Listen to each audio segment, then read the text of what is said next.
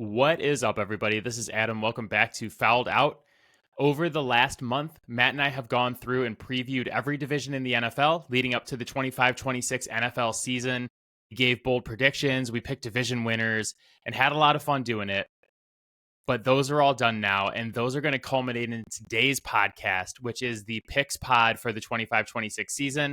Matt and I are going to round out our playoff picks today by giving you the wild cards in the AFC and the NFC. We're going to pick all the major award winners and then pick the Super Bowl matchup and who we think is going to win the Super Bowl this season. We also have a little draft game at the end to help us look forward to the season that is starting in 1 week. This podcast drops on Thursday, August 28th, so we are officially 1 week away from the NFL season. Matt and I are going to be dropping podcasts every Thursday during the NFL season where we will give gambling picks, fantasy advice, and survivor pool picks for the upcoming weekend. You're not going to want to miss those because we give gambling picks out for Thursday Night Football on those podcasts. So they drop about noon on Thursday. You're going to have about 8 hours to listen to them, get the gambling picks, get those in. We killed it last year with our gambling picks, so we're looking forward to doing that again. Before we get started, just a reminder, you can reach out to us, fouledoutsports@gmail.com. Really appreciate you guys listening. We love to hear from you. We gave our bold predictions for every division in the NFL. Please share yours with us at the email address.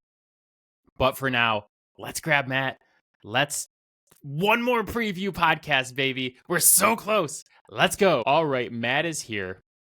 1 week away from football season, Matt. How you doing? Good. How about you?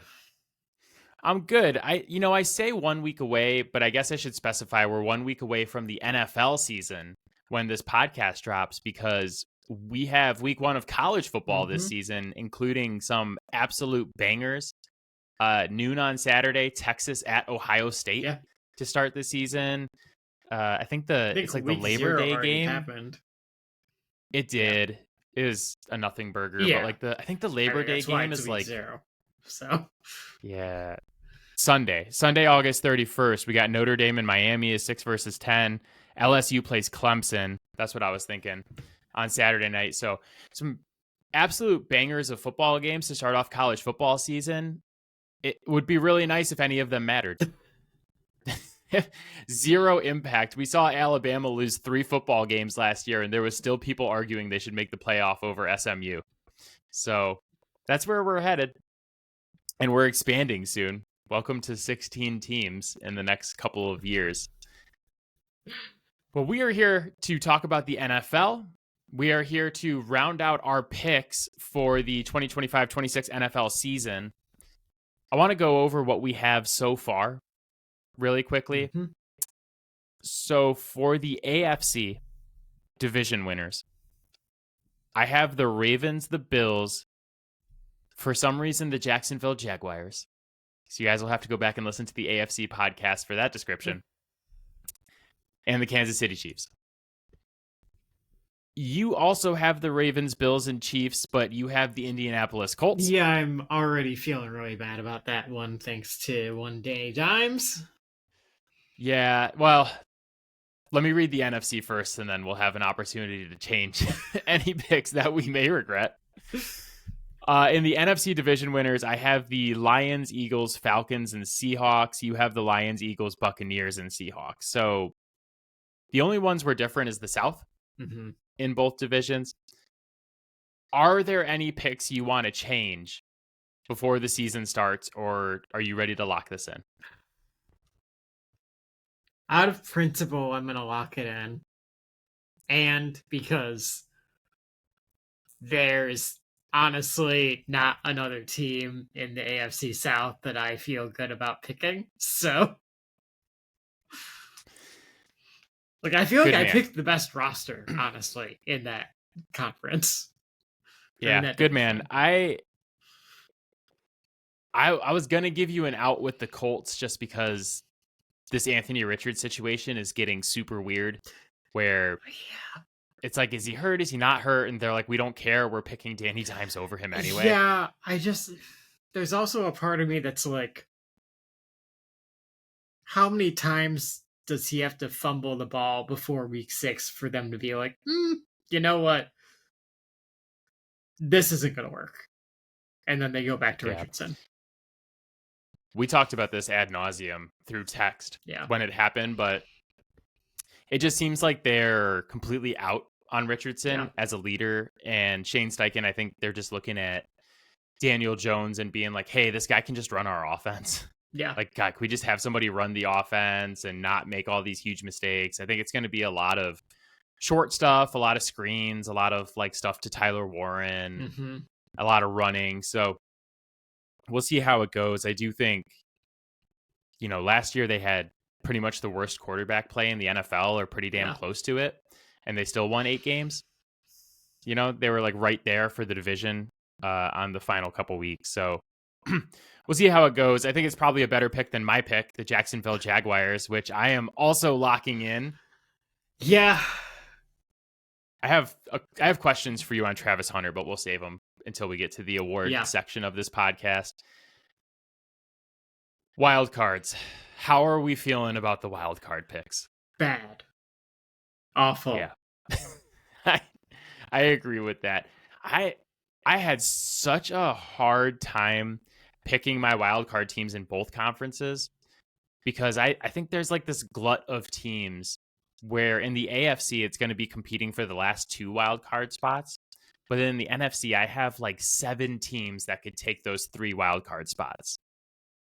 And it is so hard to say this is the team I think is going to do it, but we made the picks and we can talk through the pick process. Or better or worse, we made the picks.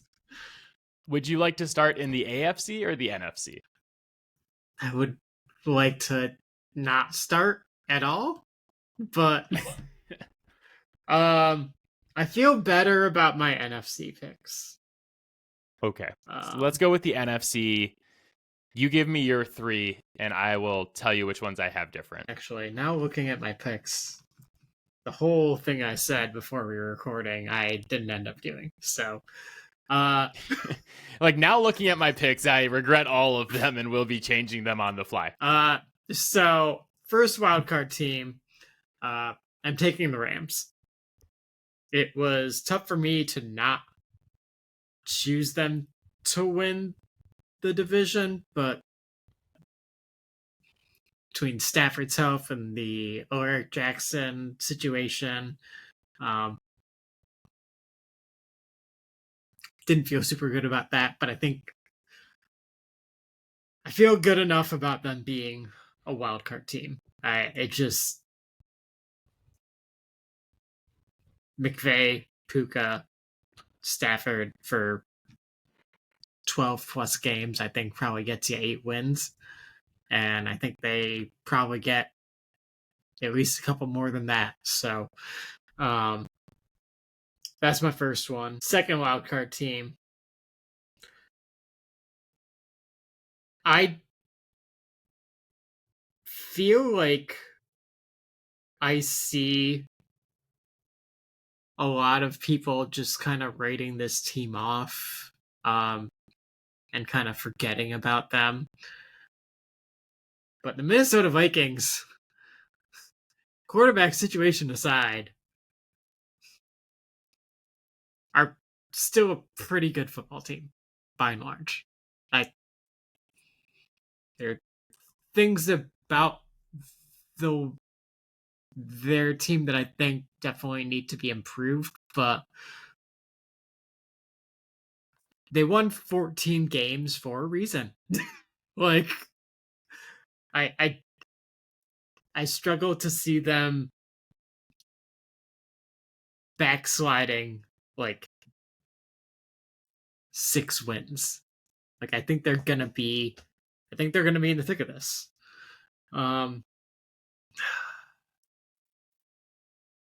This is the one that was the toss-up. I'm gonna stick with it just because of their schedule. I'm gonna go with the San Francisco 49ers. They have, as you said, as of right now, the easiest schedule in the NFL. And well, I don't think they're going to take advantage of that the way a dominant team would. I do think that they can probably stumble their way into a wild card with that. I was almost alarmed because we were on the verge of having no wild cards in common until you picked the San Francisco 49ers. And I didn't expect that out of you. That's a lot of personal growth for you, Matt, to pick anything good to happen to Kyle Shanahan. The thing here is that I still expect the Cardinals to be the better football team.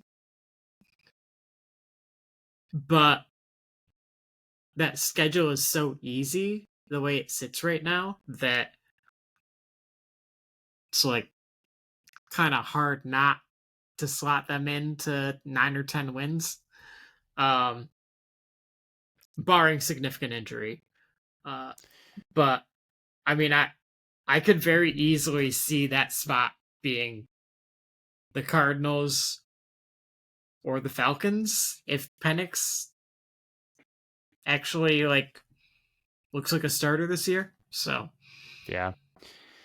So I also have the San Francisco 49ers as a wild card. I read the stat on the NFC West preview that of however many teams they did this study with, Warren Sharp went through and he does strength of schedule based on the Vegas over-unders for the upcoming season, not the past season predictive stuff like the NFL does. yeah. I think it was like 14 teams that had the easiest schedules over the last 2 years. 11 of them went on to have winning records. And then of the 7 teams that had the easiest schedule in a positive over under, 6 of them made the playoffs last season. So I also have the 49ers. I have the Washington Commanders in the wild card still. I know we talked a lot on the NFC East preview about potential backslides and some of the things that could go wrong for them last year or this year after basically every single thing in the world went right for them last year. But I looked at all of these teams I think could take these wild cards. I think there's like 7 teams. And I was like, what are the most important things for me? It's coach and quarterback. And I just think that Jaden Daniels is really fucking good. I've heard, so like we talked about possible regression for them. I've heard on many, many other podcasts about how the Commanders are going to regress. And I was like, I feel like week 1, we're all going to sit down and watch Jaden Daniels and everybody's going to be like, oh, God damn it. I forgot how good this guy is. I mean, I'm not talking about Jaden Daniels regressing. I'm talking about the team regressing. Oh, I know that's what everybody's talking about, but I'm just saying, like, sometimes you just have Jaden Daniels. Yeah. And I think that everybody who's picking against the Commanders, the should be fighting Georges, I should say. Trademark still pending. Pay us $5 million and you can have it. Everybody who's picking against them is going to regret it as soon as Jaden Daniels gets out on that field. Now, granted, in the NFL draft, I thought he was a major injury concern because of how slight he is and how much he runs the ball. And we did see him get like nicked up and stuff last year. But he's just so good. He's so good. Yeah. I think I had him as QB 6 or 7 in my rankings. I have him at QB 7. I think people will regret not picking Washington to do a little bit better this season. The other thing that concerns me too is I'm going to give credit where credit is due. Cliff Kingsbury made adjustments over the course of the year, and they were good adjustments for the Commanders, sure. We have never seen Cliff Kingsbury get through 17 games without shitting the bed, and I question whether or not he can do that 2 years in a row. We're talking about like quarterbacks and coaches, though. I really like what Dan Quinn did last season, and I like Jaden a lot, so I'm putting him in there. So I have the should be fighting Georges of Washington, the San Francisco 49ers, and then my third wild card is the Tampa Bay Buccaneers. Yeah. I picked the Falcons to win the South. And speaking of quarterbacks, I got to this, like, who am I going to pick? I had the Rams, the Bucks, the Vikings, the Packers, the Cowboys. the Cardinals, like all these teams on this tier. And I was like, I think Stafford's the best quarterback out of all those teams I just named, and Sean McVay is the best coach. But Matt Stafford just got an epidural in his back. I do not like having my quarterback get an epidural in his back. And I think it's kind of buck wild for me to have gone from the point where I was going to pick the Rams to make the Super Bowl to now I'm not picking them to make the playoffs at all. But I'm terrified that Matt Stafford is not playing in like week 4, right? Like you're saying you think we're going to get 12 games of Stafford? I think 12 games is optimistic. I'm like, am I going to get 6? I'm scared to death of watching Jimmy Garoppolo and Stetson Bennett try to make the playoffs when I think it's going to be really, really tight among these other teams. So I'm going with someone that, you know what? Baker Mayfield, if Baker Mayfield got an epidural in his back, I don't think I would be as afraid just because of age. Because he reminds me of like a younger Matt Stafford. He's just a tough son of a bitch, and he's going to be out there. Yeah, I mean, I would just say, I almost feel like Stafford would be like, "Fine, give me the epidural, and I'm going out there on the field." Like, yeah, right. But it's just different when you're 37 and you might die. Like, yeah, but like, I feel like he is the quintessential quarterback who's like, I don't give a fuck, I'm playing. I know. So I know, but I think that might end badly for him this season. But if you told me I was getting Matt Stafford for 17 games in playoffs, I would pick the Rams to make the Super Bowl right now. I think that there's a very, very strong chance this is his last season. Like, full stop. But just having watched him in Detroit for as long as I did, someone's going to have to physically stop him from playing. Yeah. So I'm worried that someone might be on another team this season. It might be a rather large defensive lineman. Yeah. So, but I just want it on record because if Stafford does stay healthy, I would pick the Rams to make the Super Bowl right now. Where are you with the Vikings on being in this mix? I had the Vikings because I really like their roster. I didn't like JJ McCarthy in the draft. And I think what I do very often on this podcast is talk myself out of takes that I had. And then I look back at it and I'm like, God damn it. I knew it. I believed it. I just didn't go hard enough on it. And I'm just going to stick with my take that, like, I think JJ McCarthy can be good with Kevin O'Connell. We talked about this in the NFC North podcast, the very first preview we did. I think he can be good. I think he will be good. But you're relying on a rookie QB.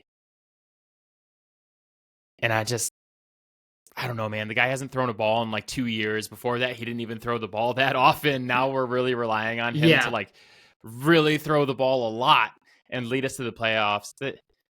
The thing that makes me really nervous about the Vikings is that their over-under is 8.5. Yeah. And I'm just like, because Vegas knows stuff we don't. And to be honest, I already bet the over, so I'm kind of playing both sides of the fence here. But the fact that it's so low makes me nervous because it's one of those numbers you see and you're like, oh, I'm smashing that.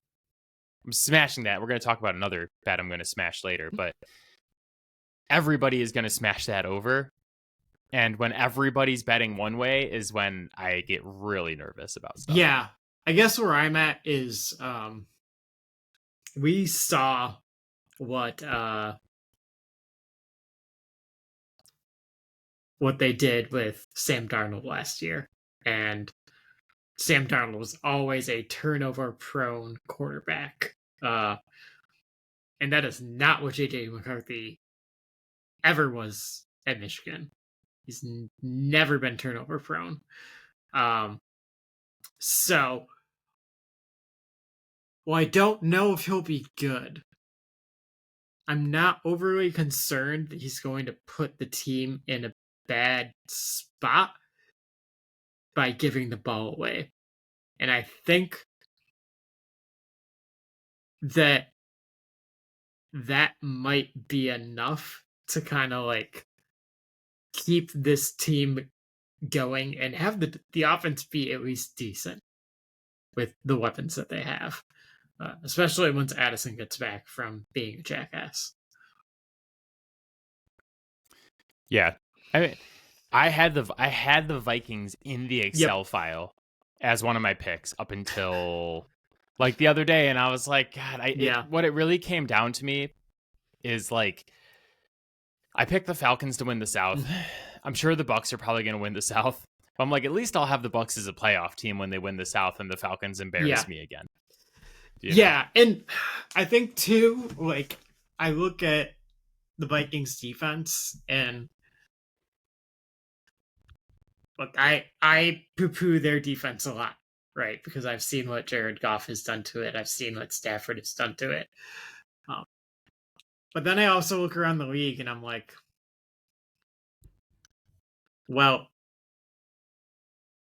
there's not that many quarterbacks in the NFL that are actually like really good pocket passers that are going to like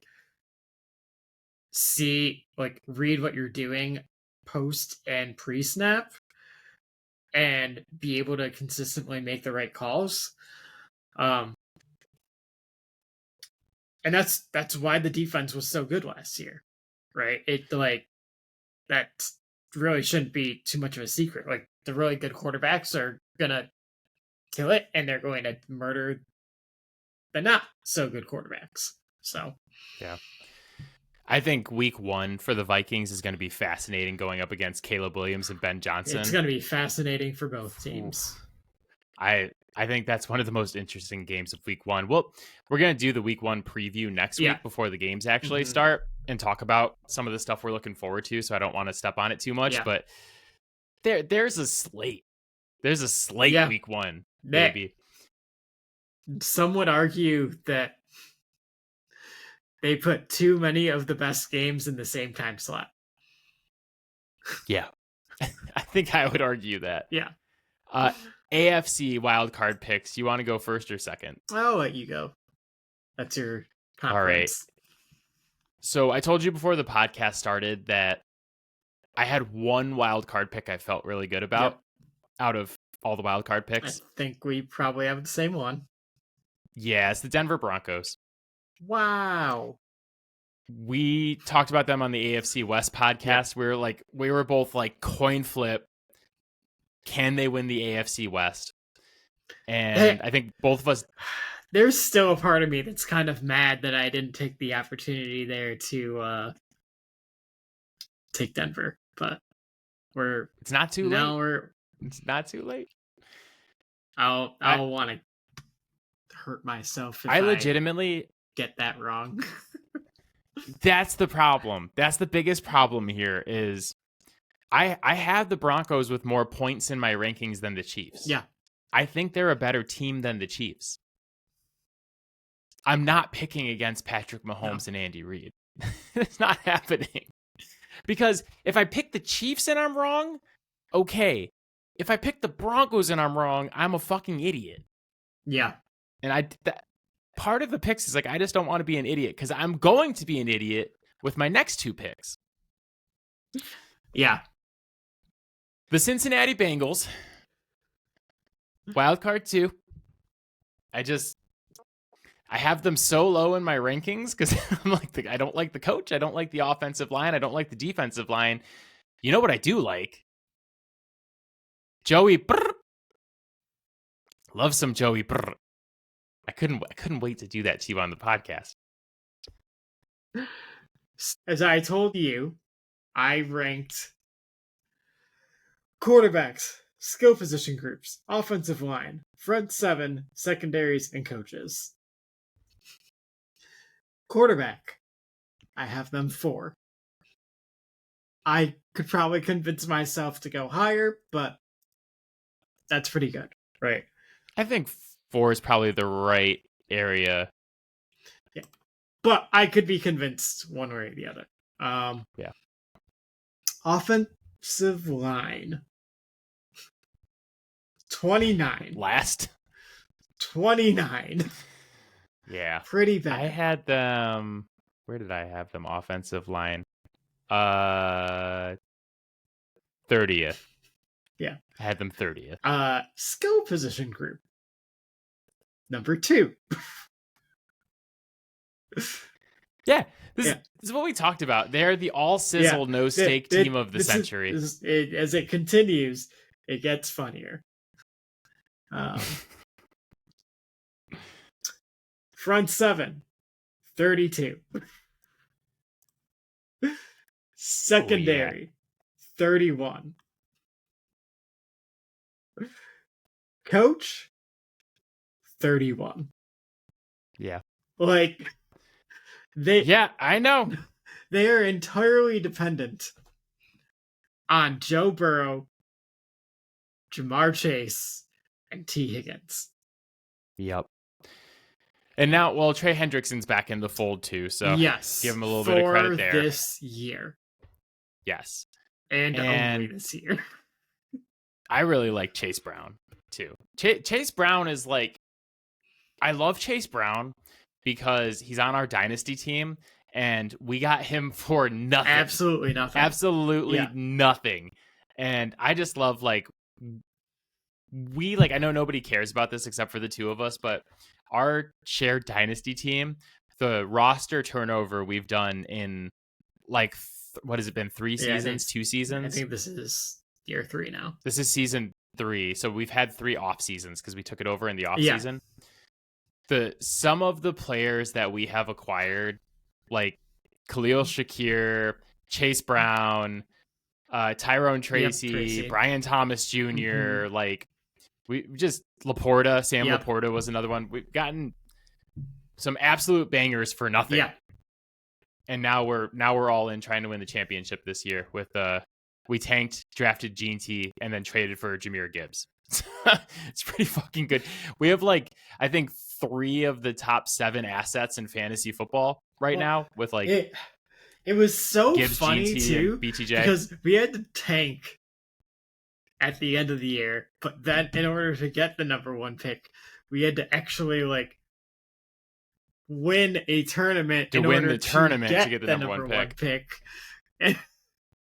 And there were definitely some team managers that were not happy with us. Yeah, there were some nasty messages, but that's why we have to win the championship this year, Matt. Got to pay off. I know nobody cares about that except for us, but it's our podcast. Yeah. So the Broncos, the Bengals, the third AFC wildcard team. I know I'm probably wrong. I know that I have been blinded by the light. And you guys can clown me for this later in the season. AFC wildcard number 3, the 6-time Super Bowl champion, New England Patriots. We're back, baby. We're back. We're going to the offs this year. Drake May is leading the way. Completely unabashedly biased homer pick. New England Patriots are going to the NFL playoffs. Yeah. I talked myself into it, Matt. I'm ready. I'm ready to be hurt. It's like the Michael Scott meme. I'm ready to be hurt all over again. So, how many do you think we have the same? 3. Yep. Yeah. We're back, baby. Yeah, I mean, if Rashawn Slater hadn't gotten hurt, I might have gone with them in that slot. No one else in the AFC East. Certainly not picking the Browns or the Steelers. So I was going to say, I'm looking at my rankings. The Chargers are the team I should be picking based on my rankings. Should be the Chargers. And I honestly, if the Patriots don't make it and the Chargers do, I will be happy because it presents a wonderful gambling opportunity for the two of us. Yes. To bet against the Chargers. But if I'm looking through my rankings, I didn't rank as much stuff as you did. I did quarterback, coach, O-line, D-line, and I put the strength of schedule with a weighted average, so it doesn't get as many points as everything else. I have the Chargers ahead of the Patriots, but like the next team is the Steelers after the Patriots. And I'm like, yeah, I'm definitely not picking Aaron Rodgers. We talked about the Texans. Neither of us are picking them. So Yeah. I think it's the same situation. I think there's going to be a bunch of teams that are around that like 8, 9, 10 win mark. You know, probably the Steelers are going to be there just because they're there every year with Tomlin. The Texans will probably be around there. The Dolphins, maybe 7, 8 wins. But the Patriots, we talked about how easy the 49ers schedule is. The Patriots have the second easiest schedule. Yeah. And I believe in Drake May. And I like the draft class. I talked myself into it. I'm here. Yeah. And I think for me, more importantly than anything else, Vrabel. Like, he is absolutely going to have this team. It might take a few weeks. There might be some need to be some gradual progress, but like they're going to be prepared. They're going to play good, solid football and not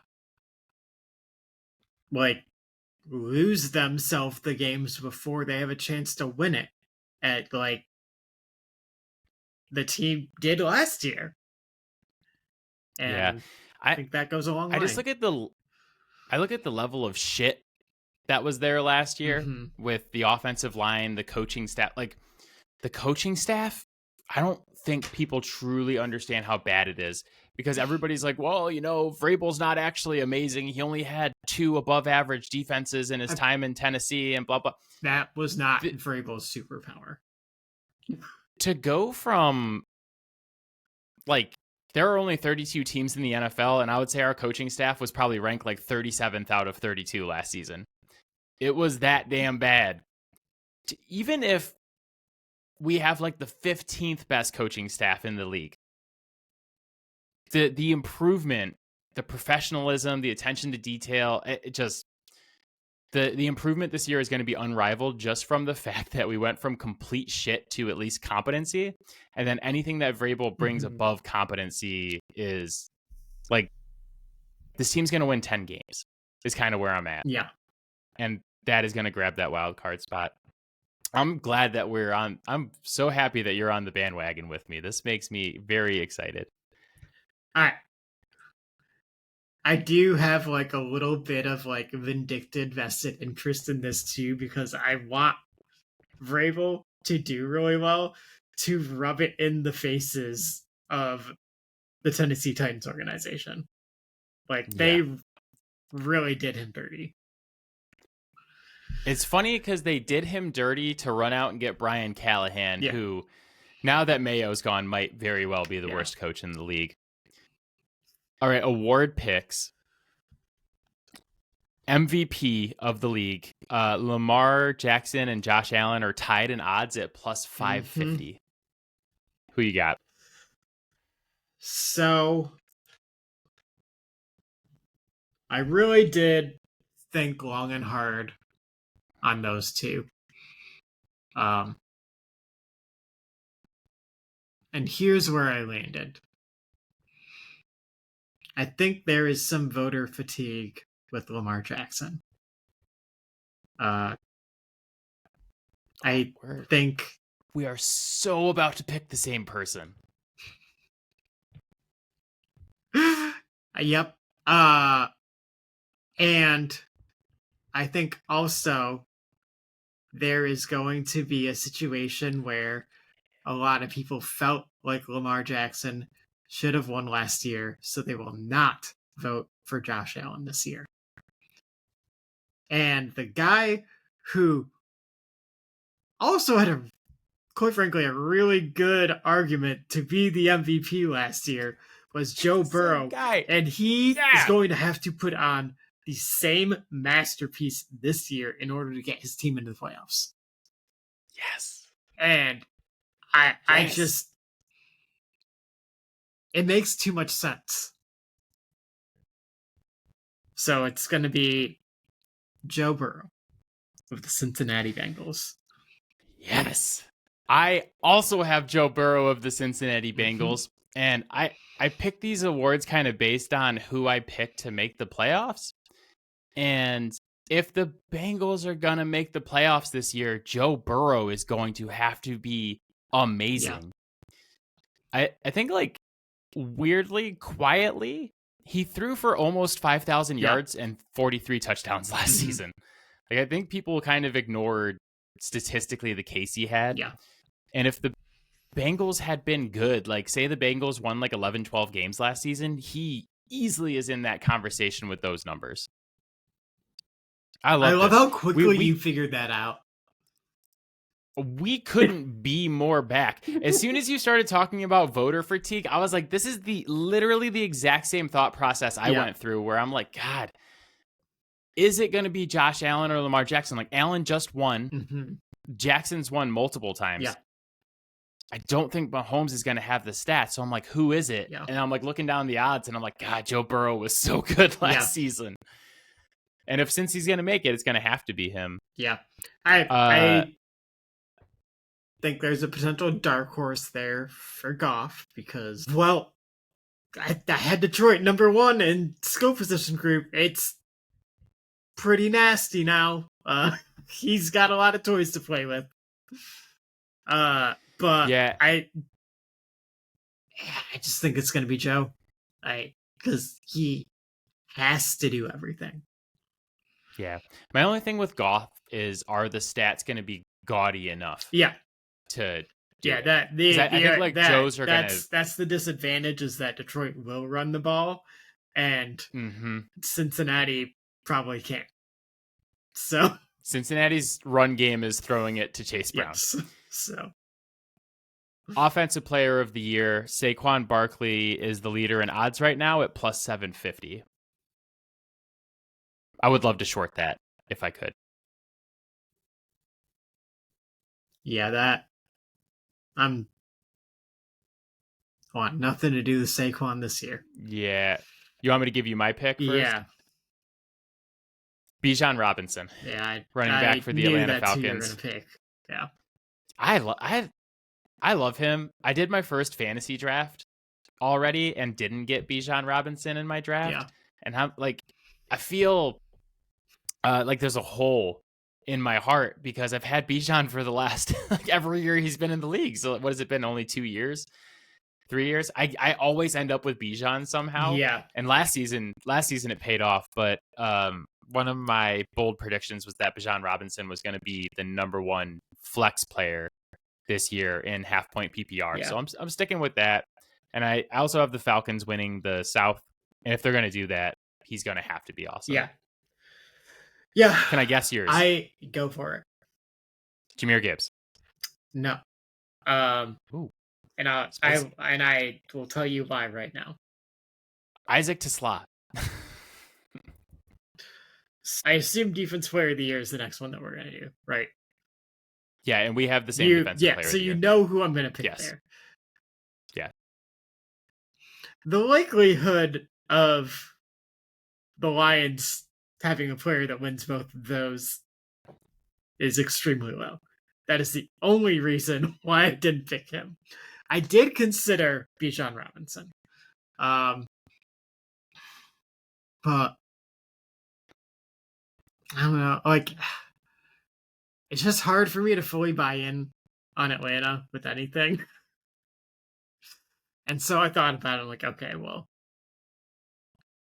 who else is going to have a monster year? And I was like, well, I did just pick Joe Burrow to win MVP. So Jamar Chase could very well have a monster year. So I'm going to go with Jamar Chase. As unusual as it is for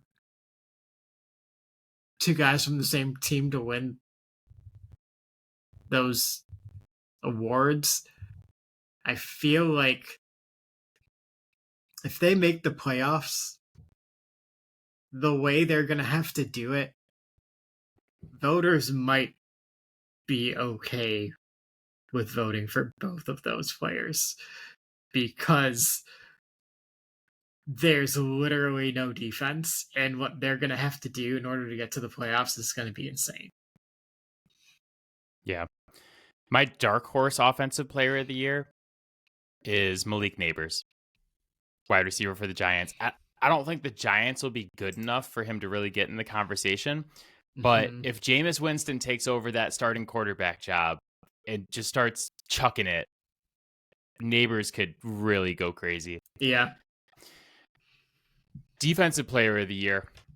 Aiden Hutchinson is plus 700 right Yeah. now. He is the leader in the clubhouse. He is the person we're both picking. Yes. And this is one of my favorite preseason bets at plus 700. Yeah. Before he got hurt last season, I don't know if people remember this, but so he got hurt in week 5 and he was still leading the league in sacks and pressures in like week 8. Like it took so long for anybody to pass him. Yeah. Now he's back. He's on a mission. Like this is, if he stays healthy, this is his award. And you can get it at plus 700 right now.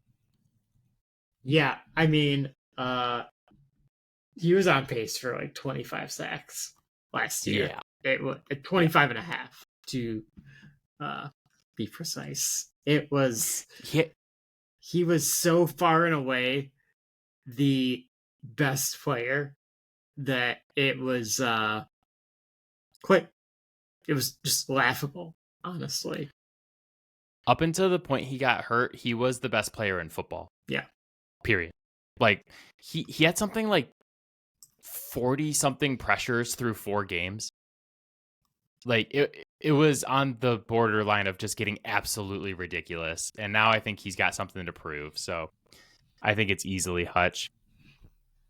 Offensive rookie of the year. Ashton Jeanty is the leader in the clubhouse at plus 275. Mm-hmm. Who are you going with? It should be Ashton Jeanty. I worry a little bit about the offensive line there in Las Vegas. I feel like that kind of levels the playing field for him a little bit with, I think, quite frankly, the only other player who's a real threat for this, Omarion Hampton. So I'm going to go with Omarion Hampton. Oh, I am putting in a ticket with the We Are So Back department because I also have Omarion Hampton. Yeah. I do. Yeah. This is crazy. I wrote these down ahead of time. He is exactly the running back that Greg Roman, all his flaws, but exactly the kind of running back that Greg Roman wants. So I think he's going to do extremely well when he gets the ball. I don't think it's going to take very long before they're like, Najee, you don't need more than like 3 touches a game. Yeah, I'm gonna hate it, but I think there's a point in the season this year where we're having the did the Raiders pick the right running back conversation. Yeah. With how good Hampton is going to be for the Chargers as well. I think they're both going to be great. Yeah. I really like both of them as prospects and as running backs now, but I think Hampton's in a better situation, honestly. Defensive rookie of the year. This is the other one I feel really good about. Mm-hmm. Abdul Carter is plus 225, and I am going with Abdul Carter. That is my pick. The only thing I will say on that is that what could hurt him is there's a lot of mouths to feed in that defensive front for New York. So I'm curious, like, if he doesn't get those sacks and doesn't end up winning it, like, who do you think does get it? Well, let me ask you this. I was thinking about this the other day. What if Travis Hunter plays both ways and is like really good both ways, but not like so good. Like he's not good enough on offense to win offensive rookie of the year, and he's not good enough on defense to win defensive rookie of the year. Mm-hmm. But his like cumulative impact is higher than whoever does win both of those awards. Like, what do you do with him? If it's like, I don't know, like 800 yards receiving and 6 touchdowns, and then Yeah. like, 7 pass breakups and 3 picks and like plays good defense. And it's like neither stat line alone is enough to win the rookie of the year on offense or defense. But if you put all that together and it's like, holy shit, this guy Yeah. caught 7 touchdowns and picked off 3 passes. What the fuck? Like, what do you even give him? What award do you give him? Yeah, that is a valid question. That I do And not have the answer to. I know that's the thing is I'm like, do you just slot him in and be like, okay, so maybe Carter doesn't have the sacks and maybe there's not a fantastic answer for who's defensive rookie of the year in that case. And maybe they just give it to Hunter based on cumulative impact. And they're like, look, like, yeah, there are some guys who had better defensive seasons from him, but like the whole of his game is such that we had to give him something. Like,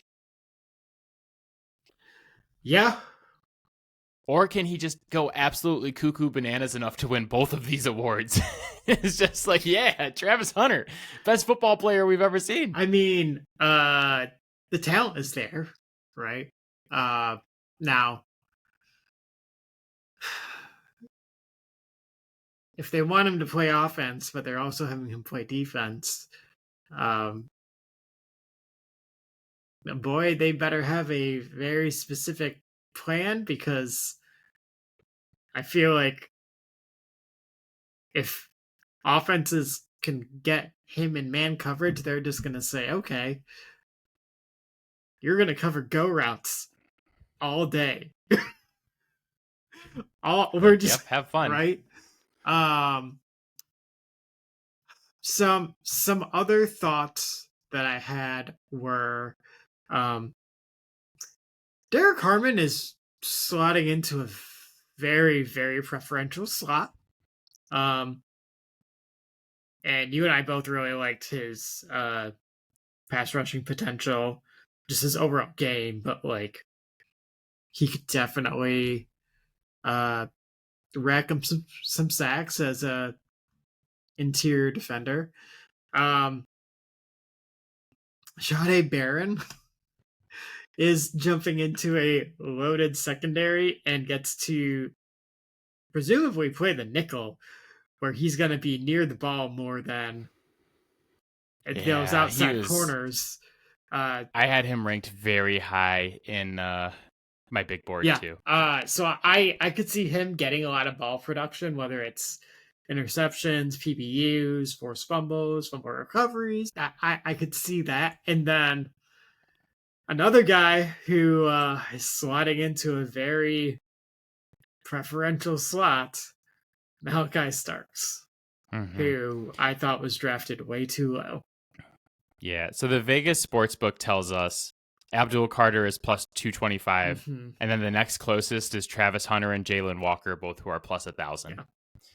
So yep, and Jalen Walker will have all the opportunity in the world because God does Atlanta need pass rush. We just need to see him be able to do it. But I agree with this, though, that this is Carter's award to lose, basically. And as long as he's healthy, he is, I think, winning it. All right. The final picks, the Super Bowl matchup, and the Super Bowl champions. You want to go first, or you want me to go first? I'll go first because I think mine is going to be entirely unsurprising. Kind of wondering if we have the same Super Bowl matchup. Well, let's pull that ripcord and find out. I have the Detroit Lions over the Kansas City Chiefs. Yes, that is homerish. And yes, I have seen my team beat the Kansas City Chiefs as well. So I don't feel like it is completely delusional. And I think this is the most talented team in the NFL. This is a pick I'm going to hate myself for months from now. Honestly, I can't believe I'm about to say this on a podcast. I, too, have the Detroit Lions going to the Super Bowl. However, I have them losing to the Baltimore Ravens. And I can't believe I'm picking the Ravens on a podcast. I'm literally, I close my eyes and I see them only running the ball 6 times in the AFC Championship game. I could see the box score. Yeah. I see it every night when I close my eyes. But it's funny because as much of a statistics person as I am, and I love like all the stats and DVOA and all of these different things, I also rely on heuristics for a lot of stuff in my life where I'm just like, that's how I feel. I'm going with it. And one of the very first things that I had a gut feeling on when I first started thinking about the NFL, like like a month before, I don't know when I texted you that I was going to pick the Ravens to win the Super Bowl for the first time, but it was at least a month before we started recording preview pods. And now we're here and I got to make a pick. And I just, that's my gut feeling, is that I think Allen and Jackson are both so talented that they both have to get it done at some point. Yeah. And I have this feeling, man. I think that I think the Ravens have the best roster in the NFL. That's where I'm at. Yeah, I mean, I would say they're up there. Obviously, I'm biased on the Lions, but you know, I have the Lions top 5 too. I'm definitely. I look at what this team did last year with 21 guys on IR, and I don't know about you, but I look at the transactions that they made this year, and I think the roster is better. And you know, if you look at DJ Reader, he's healthier this year. He's not coming off a torn quad. The word on the street is that Hutchinson is somehow better than he was last year when he was on his way to 25.5 sacks. It's going to be a while until we get Owen McNeil back, but he's going to be back well before the playoffs. I have listened this entire offseason to everyone talk about how the Philadelphia Eagles were far and away the best team in the NFL last year, and quite frankly, bullshit. I believe in my core that if the Lions were at 80% health and they went toe-to-toe with the Eagles, that team wins.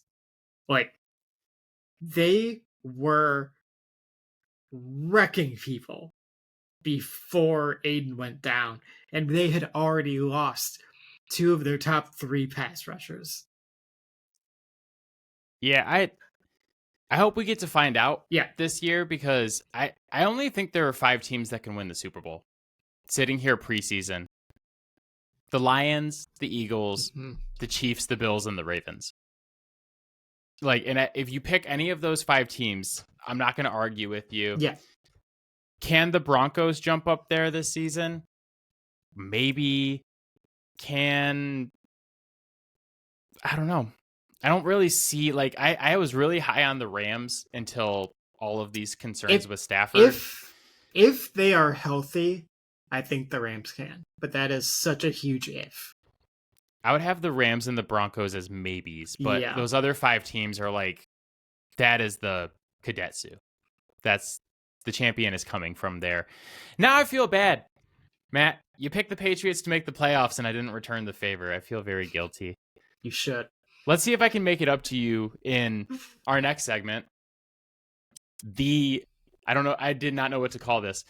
The draft of things that, if they happen this season, will be the most fun. Draft. TM. I made it up. I texted Matt the other day and I was like, let's draft, like, hypothetically, What are the most fun things that can happen this season? Would you like the first pick or the second pick? I'll take the second because I know you're not going to take my first because only I continually bring this one up. We already talked about it. Well, I think mine is I actually have a big board of things. I listed 15 things I think would be fun that if they happen this season. But I number one with a bullet. The number one most fun thing that can happen this season is that the Kansas City Chiefs get eliminated before the Super Bowl. That is undoubtedly the most fun thing that could happen because we are all sick of Kansas City. Yeah. I think last year's Super Bowl was extremely cathartic for a lot of us who watched every single week as they won on some bullshit. I'm not even saying they cheated or the NFL rigged it for them. I'm just saying to win that many games the way that they did last season was infuriating. Yeah. And we said on the podcast in the playoffs, we're like, somebody has to murder them. Yeah. Because if it's close, they're winning.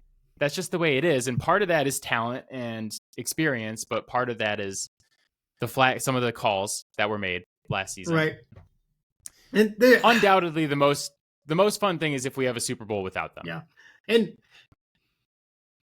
there's also this thing too where it's like,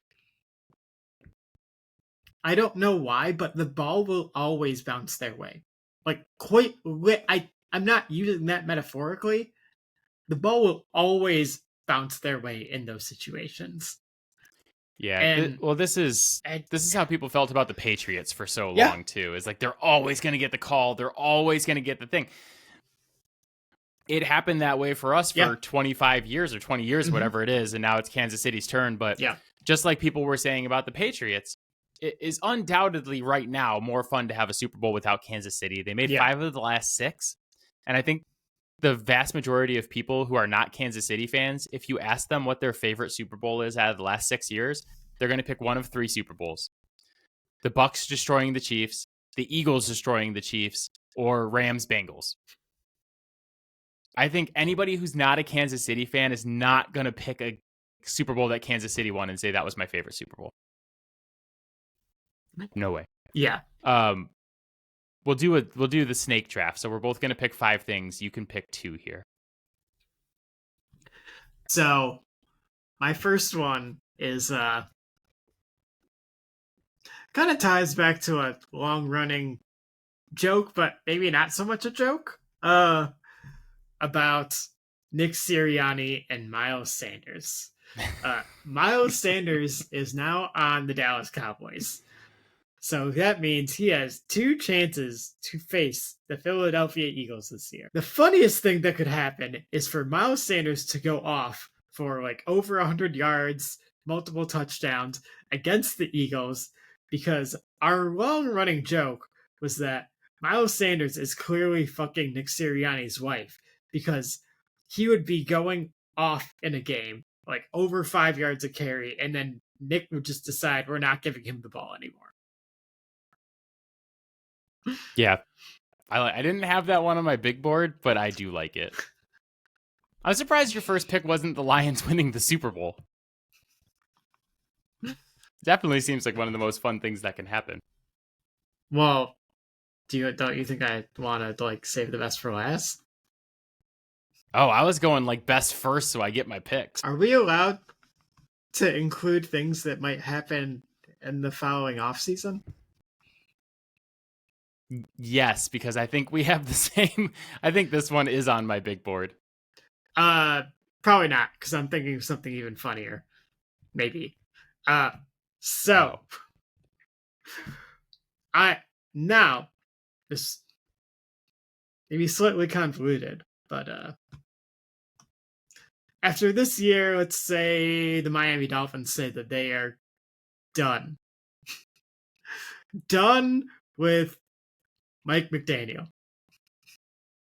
And the funniest choice they could make to replace him is Brian Flores.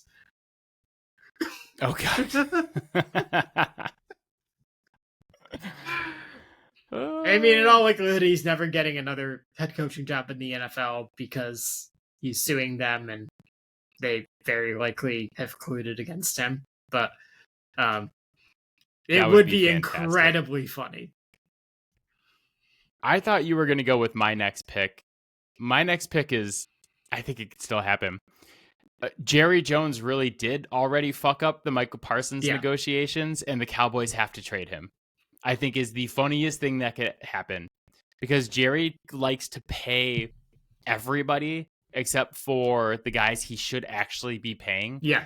Like, he's like, no problem paying Zeke, no problem paying Dak. And then it comes to like CeeDee Lamb and Michael Parsons, their two best players. And he's like, I wouldn't say no problem. He dragged out getting Dak's deal done, and he dragged out getting CD's deal done. Zeke was the one that he had no problem paying. But the problem is that by dragging out those other two deals, he drove up their price because other guys got paid before them. So yeah, but undoubtedly the funniest thing that could happen is that Michael Parsons does not play week 1 next week against the Eagles, and then the Cowboys have to trade him, and it's like, oh my God, you really, this is the one that you messed up so bad you had to trade the guy. And then for my second pick here, I'm going to pick that the Bengals are really good. Because we have this situation where the best 4 quarterbacks in the league are all in the AFC. We have Patrick Mahomes, Josh Allen, Lamar Jackson, and Joe Burrow, right? And I feel like what we see all the time is that like 2 of them have to play each other in the second round, while the other one basically gets a bye because they're playing someone shitty like the Texans or, whatever. And what we should have every single year in the AFC is some combination of Mahomes, Burrow, Jackson, and Allen playing each other. And if Cincinnati's ownership and front office didn't fucking suck so bad, we would have that. So I think if the Bengals are just like an offensive machine this year, and they're good enough to be in the playoffs and make the second round of the playoffs, and we have some combination of those 4 quarterbacks going up against each other, that is like undoubtedly the best round of playoff football to watch those matchups, like narratively and on the field. So now back to you for picks, your third and fourth pick. I mean, I guess I will go with the Lions winning the Super Bowl. A lot of the narrative around the Lions this offseason has been that their window's closed, they missed their shot. A lot of talk about losing their coordinators, even though everyone seems to think their head coach is super great, and the coordinators that they have were also in-house when they were building what they have now. And ignoring the fact that like they're getting pretty much all of their injured guys back and improve the roster. So to kind of go out there and completely flip that narrative immediately would be quite funny. I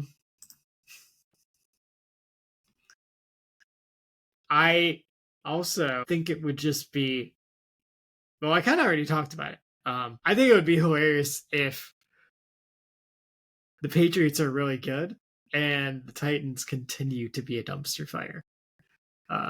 Because again, I'm really like pounding the table for Mike Vrabel here. I think he is one of the best coaches in the NFL, and like to give away a guy like that. Yeah, I had him number 6, and I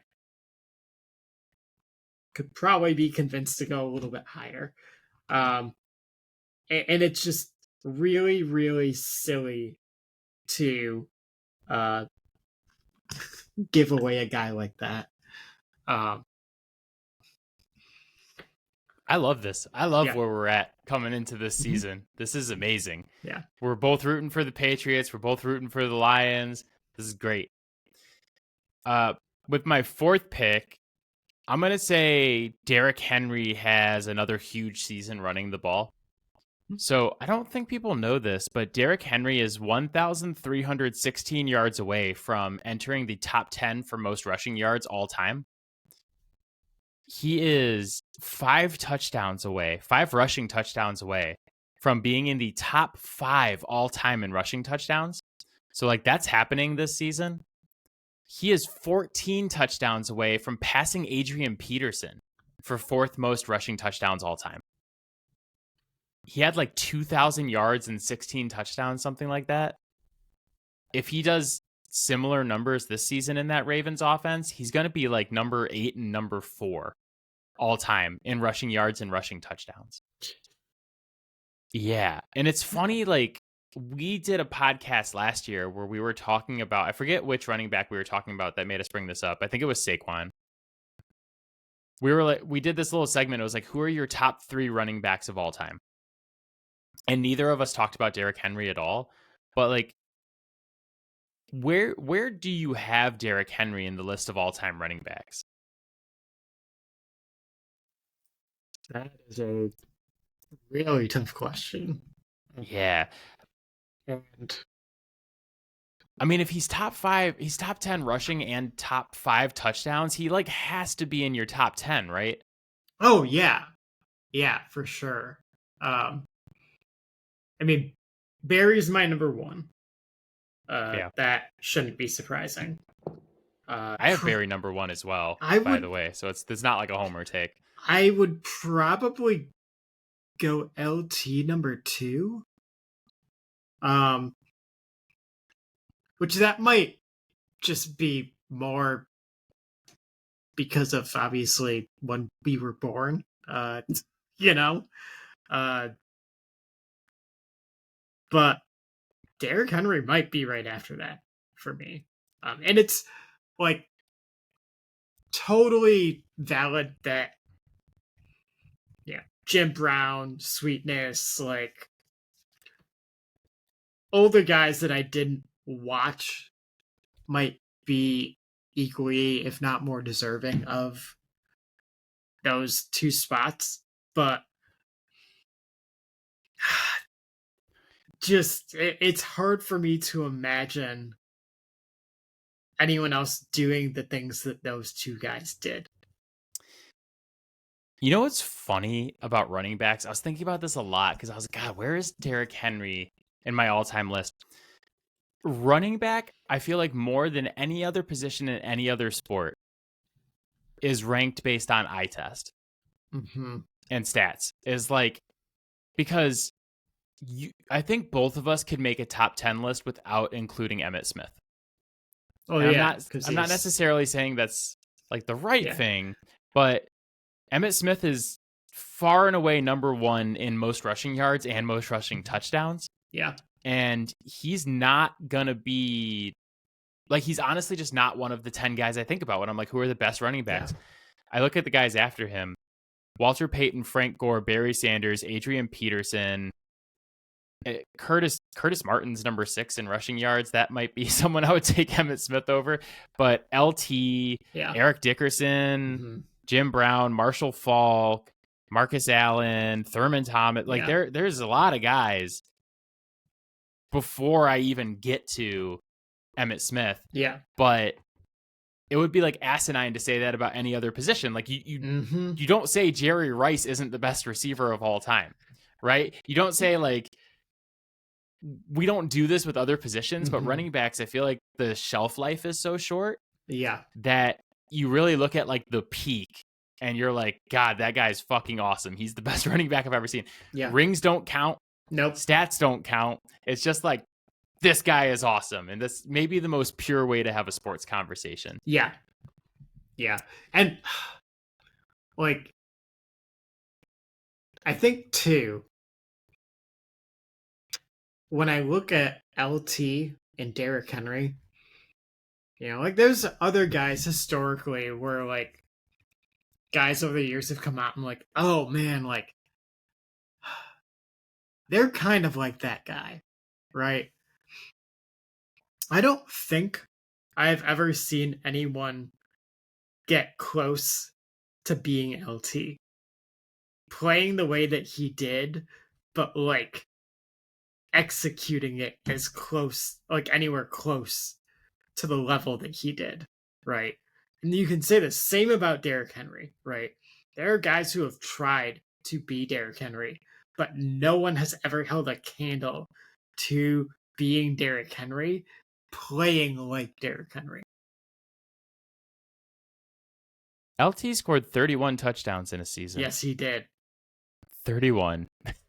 Sweet baby Jesus. 2,323 all-purpose yards. Yeah. 31 touchdowns. Yeah. Yeah. My final thing I'm going to draft, I have such a toss-up. I have two that I really like here, but I'm going to say Shedeur Sanders becomes the starting quarterback for the Browns. It will be hilarious because it will be like watching the Three Stooges on a football field. Well, I was thinking about this and I was like, what is funnier? If he's horrible or if he's awesome? What is the funnier outcome? I don't think that there's a correct answer. I think that no matter what happens, when he takes over the starting quarterback job for the Browns, it's pure cinema. Oh, yeah. From then on out. Like, it's must-watch TV, because if he's horrible, we can all clown him. If he's awesome, old white men everywhere will have conniption fits.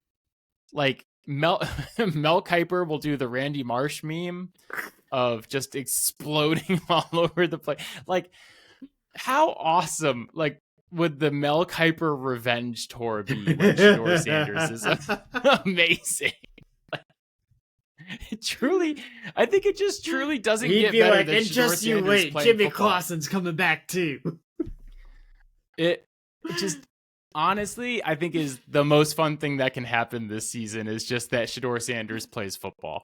Because no matter what happens, we're going to lead off, like, every show on ESPN, every podcast, this podcast, like, everyone's going to talk about it no matter what, good or bad. It's almost incredible to me that they played Shedeur during the preseason, because if he had gotten hurt, they're costing themselves so much money.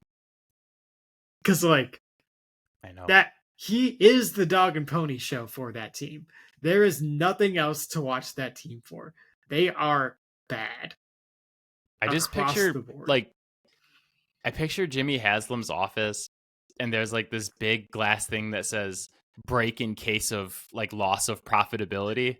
And it's just, like, a button on the inside that says start Shedeur Sanders. And he's like, fuck, we're losing money. And he smashes it, like, hits the button.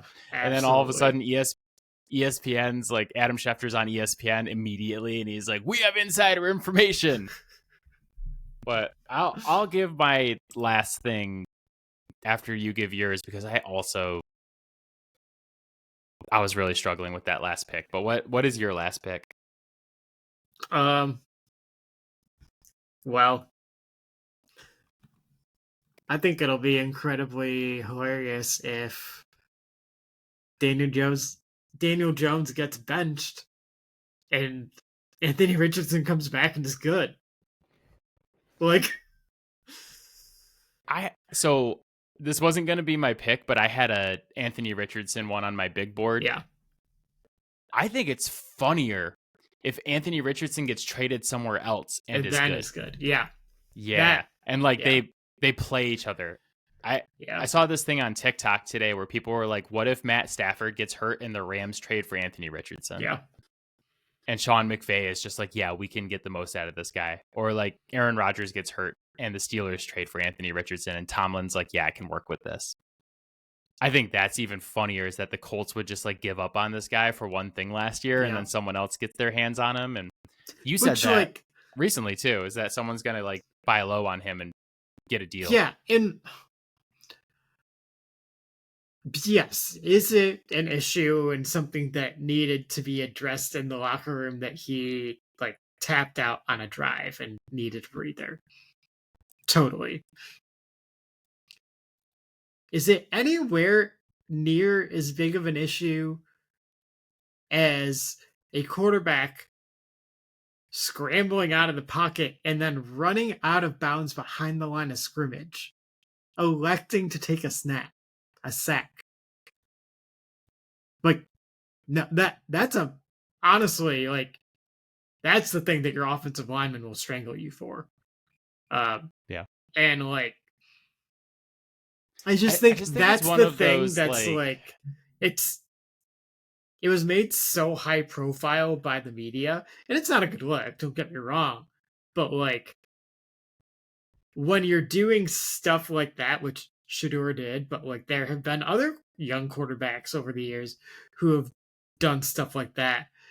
Like, you're showing your team that your stats are like more important to you than like trying to win the game, or fighting for the game. And you're like actually hurting their stats by walking into a sack. Like, and I think it kind of almost shows how little people understand like what is important to guys who are playing football.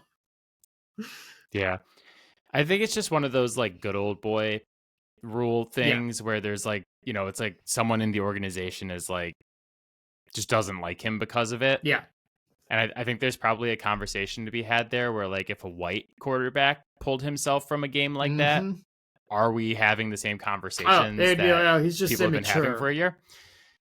Right. Like the way it gets painted because Anthony Richardson is black and is Absolutely. from where is he from? He's from like the South. He's from South Florida, something like that. I think it's a very different situation for him. And I think it would be hilarious if he went to the Rams and was good. And I don't think the Colts and Rams play in a time that Anthony Richardson could be the starting quarterback for the Rams this season. But that would be my favorite thing next season would be like, My last one I didn't draft it. I was really on the fence with the Shador pick was what if Travis Hunter is just amazing on both sides of the ball and is able to play just both ways all season and is awesome like he was in college and is just the Shohei Ohtani of football. And we just all like, if he does that, I think he automatically becomes the most famous non-quarterback in the NFL. And I think like, as far as like people buying jerseys and people being like obsessed with him and stuff like that, like I think he instantly becomes super famous. And we have something new that we've never had before. And that's someone who can like play both ways and have a significant impact. Yeah. Like, I'm not talking about like what I said earlier where I'm like, oh yeah, what if he plays both ways and he's good? I'm saying like, what if he's like an elite wide receiver and an elite DB at the same time and can play 200 snaps a game or whatever? Yeah. That would be crazy. It's one of those things too where it's like they'd either have to be playing almost exclusively zone, or Travis Hunter would have to be the most well-conditioned human being on the planet. Like, I know that's why it's in the these are potentially fun things draft, because I don't expect it. But like, what if he's like 1,200 receiving yards and 12 touchdowns and then like 7 interceptions and 11 pass breakups, and it's just like, this dude might be the MVP of the entire league. Yeah, honestly, not just at that point, I would year. Just give it to him. Like, it's yours. Yeah, like boop, done. So. But that is it for us. As always, Fouled Out can be found on Spotify, Apple Podcasts, Pocket Cast, Overcast, anywhere you get your podcast. And now on YouTube, the video version of this podcast. Thank you guys for checking out the YouTube. I posted a special video using Taylor Swift lyrics to teach people how to watch football over the weekend. It took me 3 hours of editing for a 12-minute video. Yeah. And I cut NFL highlights and put them in the video. I put all sorts of crazy stuff in the video. Please go to YouTube and watch that video. You guys are legally obligated to watch that video. You don't have to like Taylor Swift. You don't even have to like football. Just like the fact that I took 3 hours. I have 2 small children, a podcast, and a full-time job. I took 3 hours of my time to edit a 12-minute video and post it on YouTube for you guys. Go watch it. You can watch it for fun, or you can hate watch it. Either way, just watch it. Either way is fine. I thought it was pretty good. You can also find our videos on TikTok at Fouled Out Sports Podcast. Long name, but you can't miss it. Email us, fouledoutsports@gmail.com. This podcast is going to drop Thursday, the 28th, which means we are 1 week away from football when it drops. Matt and I will be back next Thursday with our preview of week 1, talking about all the things we're looking forward to most in week 1, looking at the games. We're going to give our gambling picks for week 1. We're going to give the eliminator pool pick, maybe talk some fantasy football. Matt and I got a draft this weekend. Yep. Yeah. Everybody enjoy week 1 of college football. Good luck in your fantasy drafts. We will see you next week. Bye, guys. Bye, guys. Bye, Robin. Bye, Mom.